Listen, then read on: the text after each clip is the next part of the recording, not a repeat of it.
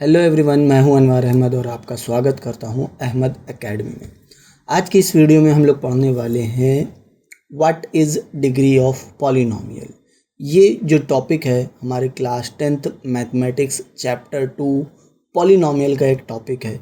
अब इस टॉपिक को समझने के लिए यहाँ पे हम कुछ एग्जाम्पल्स लेंगे और उन एग्जाम्पल्स की हेल्प से हम इस टॉपिक को समझेंगे। अब डिग्री ऑफ पॉलिनोमियल क्या होता है, डिग्री ऑफ पॉलिनोमियल को समझने के लिए आपको पॉलिनोमियल समझना होगा। पॉलिनोमियल्स क्या होता है, तो पहले आप पॉलिनोमियल्स के बारे में पढ़िए, उसका वीडियो मैंने डिस्क्रिप्शन में दे रखा है।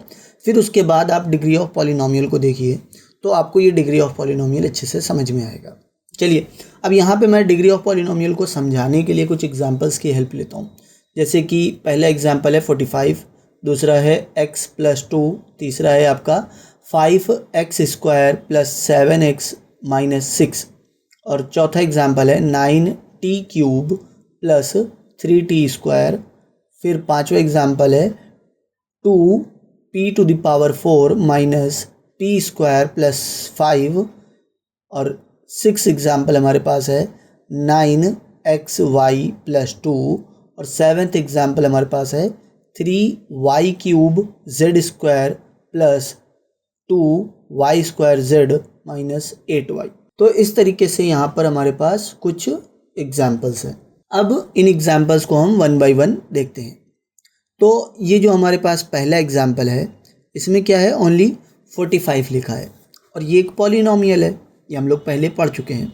अब इसकी डिग्री हम लोग कैसे पता करेंगे, तो इसकी डिग्री पता करने के लिए हम यहाँ पे क्या करेंगे, इसको हम लोग लिखेंगे 45 × x⁴, क्योंकि यहाँ पे 45 के साथ में कोई भी वैल्यू नहीं ना, कोई भी वेरिएबल नहीं है, तो हम यहाँ पे वेरिएबल की पावर 0 मान लेंगे। तो इसकी यहाँ पर इस पूरे पॉलिनोमियल में, यानी ये जो 45 है ये एक पॉलिनोमियल है और इस पूरे पॉलिनोमियल में जो पावर है वो 0 है।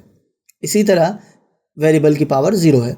इसी तरह सेकंड क्वेश्चन में देखिए, यहाँ पे वेरिएबल है, वेरिएबल की पावर कुछ नहीं है तो 1 है, तो वेरिएबल की पावर 1 है। थर्ड क्वेश्चन में वेरिएबल की पावर 2 है और ये वेरिएबल की पावर 1 है, तो दो अलग अलग पावर हैं। तो हम लोग क्या करेंगे, जो बड़ी पावर होगी उसको लेंगे, यानी यहाँ पर वेरिएबल की पावर 2 ज़्यादा बड़ी है। इसी तरह इस क्वेश्चन में वेरिएबल की पावर 3 ज़्यादा बड़ी है, वेरिएबल की पावर 4 ज़्यादा बड़ी है, यानी सबसे बड़ी जो पावर है पूरी पॉलिनोमियल में वो है 4। तो इस तरह से हमने यहाँ पे जो 5 क्वेश्चंस लिए हैं, इन क्वेश्चंस में जो सबसे ज़्यादा पावर है किसी वेरिएबल की, उस पावर को लिया और ये जो ग्रेटेस्ट पावर होती है इसी को हम डिग्री ऑफ पॉलिनोमियल बोलते हैं। तो डिग्री ऑफ पॉलिनोमियल क्या है, यहाँ पे डिग्री ऑफ पॉलिनोमियल 0 हो गया, यहाँ पे 1 हो गया, यहाँ पे 2 हो गया, यहाँ पर 3 हो गया और यहाँ पर 4 हो गया। तो इस तरह से आप इजीली डिग्री ऑफ पॉलिनोमियल बता सकते हैं।